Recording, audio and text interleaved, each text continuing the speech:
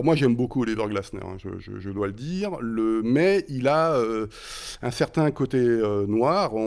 Comment pourrais-je dire ça? Si tu es un petit peu loin et que tu regardes ce qu'il fait depuis qu'il est coach, donc aussi bien en Autriche, au LASK, donc le club de Linz, ou à Wolfsburg et à Francfort, tu te dis, ah ben quand même, il a fait monter l'équipe de seconde en première division en Autriche avec le LASK, il les a amenés en Coupe d'Europe.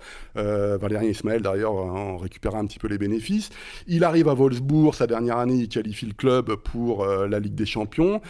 Il arrive à Francfort et il gagne l'Europa League, et les Allemands n'avaient pas gagné depuis des années. Et c'est vrai que quand tu regardes ça comme ça, tu te dis c'est génial. Moi, c'est quelqu'un d'extraordinaire en conférence de presse, comme je dis souvent, de très haut niveau. Souvent, les journalistes, d'ailleurs, ne posent pas assez les bonnes questions, ne se mettent pas à son niveau. Donc, il y a un côté, au niveau de la communication, Thomas Tuchel, version allemande, j'ai envie de dire, pas celle du PSG, où tu as intérêt à t'accrocher quand tu poses tes questions, sinon il te rembarre d'une façon assez simple. Et puis, il y a quand même quelque chose qui est important, c'est que ça se finit souvent mal. C'est-à-dire que ça se passe souvent très mal avec le directeur sportif, en fait. Ouais. Il n'y en a pas, de toute façon, à Lyon. C'est bien, il n'y en a pas. C'est-à-dire, non, mais c'est quelqu'un qui est très exigeant et qui est très ambitieux aussi. Nous, cet été, on l'attendait plutôt en première ligue. D'ailleurs, d'après ce que j'ai compris, il y avait eu des contacts, etc. Et aussi bien à Francfort, donc avec Krösche, que vous connaissez suite à l'affaire Colomboigny notamment, ou à Wolfsburg, en fait, il part alors qu'il qualifie l'équipe en Ligue des Champions. Ça a été un bid l'année d'après. Vous savez, c'était Van Bommel dans le groupe de Lille, etc. Et en fait, s'il n'a pas l'équipe qu'il a au bout d'un moment, et si on n'arrive pas en fait à atteindre les objectifs, il a une tendance naturelle à attaquer directement sa direction sportive. Il a une phrase d'ailleurs qu'il a dite en conférence de presse, qui a signé quasiment d'ailleurs sa fin de mission, son bail à Francfort, c'est qu'il disait moi la qualité, je ne sais pas la travailler. Ou qu'on peut comprendre le manque de qualité, je ne sais pas le travailler. Et donc, ce que tu dis là, il serait dans le profil de Lolo. Justement, c'est ce que tu dis là, moi, je trouve ça inquiétant. Je trouve pas ça compatible avec l'OL, parce que justement, c'est ce carrément que ce que reproche Blanc à Textor. Et Lolo, on tombe en plein dans les qualités et les défauts de Laurent Blanc. Sauf que, petite différence, c'est que, si je peux me permettre, Blanc estime que son effectif n'a pas de qualité et se trouve une défense un peu systématique en disant ouais, vous avez vu l'effectif, vous avez vu les recrues qui ne sont pas venus, vous avez vu l'environnement, vous avez vu le problème. Bon, ok, il n'y a eu que des excuses du côté de Blanc.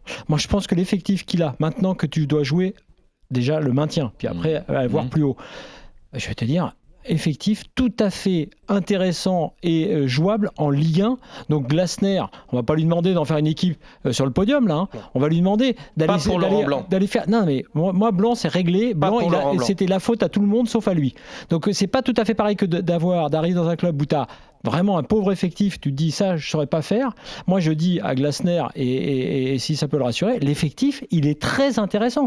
Il n'a pas à aller. En revanche, le discours, les choix tactiques, puisque ça a été erratique avec Blanc depuis plusieurs semaines, là s'il a des idées, il aura des joueurs pour. Même le Baldé de 3, avec Lacazette, avec Tolisso, des joueurs intelligents. Sauf s'il a les mêmes idées que Lolo. S'il est dans la même configuration par rapport à ce que nous dit Polo. Non. Moi la différence c'est qu'il s'est pas arrêté d'entraîner pendant 6 ans.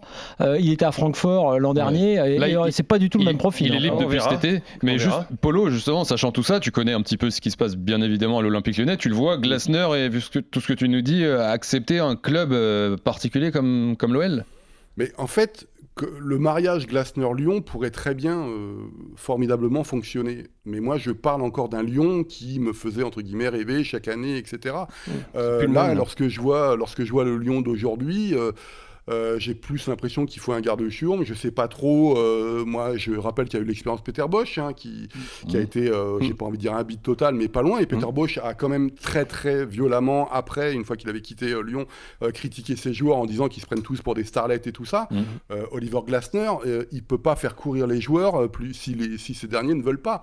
Et donc, je pense qu'il y a plus des problèmes peut-être de discipline ou des cas individuels à faire fonctionner. Et ce qui est sûr, c'est que d'un point de vue purement sportif, Oliver Glasner, pour moi, est l'un des meilleurs entraîneurs européens actuels. Il a fait progresser toutes ses équipes, mais d'une façon assez flagrante. Le problème, c'est qu'il y a une forme de plafond de verre et qui dit, écoute, au directeur sportif, trouve-moi les 2 joueurs que j'ai besoin parce qu'on doit faire ça. Oui, mais ça, ce serait... Moi, je suis d'accord avec ce que tu dis, mais ce sera la fin de l'histoire, peut-être proche. À la rigueur. Tu vois, c'est-à-dire que ce que je veux vous dire en disant que Blanc s'est trouvé beaucoup d'excuses, c'est que les joueurs, il n'y a pas un mauvais vestiaire. Il n'y a pas un vestiaire pourri. Bien sûr que tu as toujours cette problématique que tu connais, Polo, que tu as décrite en Allemagne et qu'on connaît en France sur tous ces jeunes joueurs qu'il faut mettre au travail, qu'il faut sans cesse. Ok, ça existe, c'est vrai sans doute. Mais c'est pas du tout le pire vestiaire. Déjà, ça, c'est très mauvais. Mais c'est pas le pire vestiaire de Ligue 1 pour ça. C'est pour ça que je dis, le discours de Blanc, il a dégonflé l'équipe. Parce que quand tu es joueur et que tu entends ton propre coach qui, en gros, n'y croit plus et dit vous savez, on a encore perdu la Casette, vous imaginez bien. Puis vous savez ce qui se passe dans les coulisses. Puis il disait ça aux journalistes. Non, si tu es joueur, et ils l'ont montré, sans lâcher leur coach, les joueurs de Lyon, là, sur les derniers matchs, ont montré qu'en gros, le coach n'avait pas su leur insuffler cette énergie-là. Mais moi, je pense qu'un Glasner, en plus, quand un nouveau coach arrive, c'est toujours le cas, avec l'effectif qu'il y a, et même les nouvelles recrues, le Nouama, Baldé, je peux te dire, il a un matériel tout à fait sérieux. Maintenant, quand il aura fait sa saison, qu'on sera un peu hypé, et que lui, il va peut-être aller voir la direction sportive en disant, ah oui, mais attendez, par contre, si on veut franchir le cran d'après, il me faut ça et ça. Alors là, je suis d'accord avec Polo, peut-être qu'il va se barrer. Est-ce qu'il est capable de leur retourner le cerveau à ce vestiaire ? Et ce sera le mot de la fin. Ces joueurs de vestiaire là, parce que c'est pas une qualité, c'est pas les problèmes de qualité intrinsèque de joueurs. Et je suis d'accord sur les qualités intrinsèques, je suis d'accord avec toi, Flo. Mais sur les qualités mentales de cet effectif et depuis la formation et sur le recrutement aussi, il y a eu des problèmes. Il y a un vrai problème de formation là-bas à Lyon et pas qu'à Lyon. Il y a un problème de formation en France. Quand tu regardes tous les Lyonnais, ex-Lyonnais dans l'équipe de France Espoir, là, rien à voir, ils sont tous partis. Et voilà, ex-Lyonnais, ex-Lyonnais.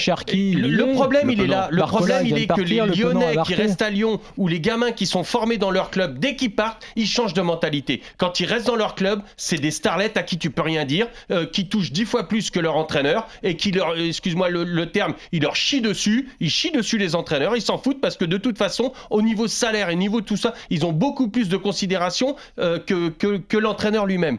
Par contre, quand ils partent, tout de suite, tout change. Et là, c'est un souci. Polo, le mot de la fin, si tu veux. Le mariage est beau sur le papier. Ok. Et après, je sais pas ce que ça va donner.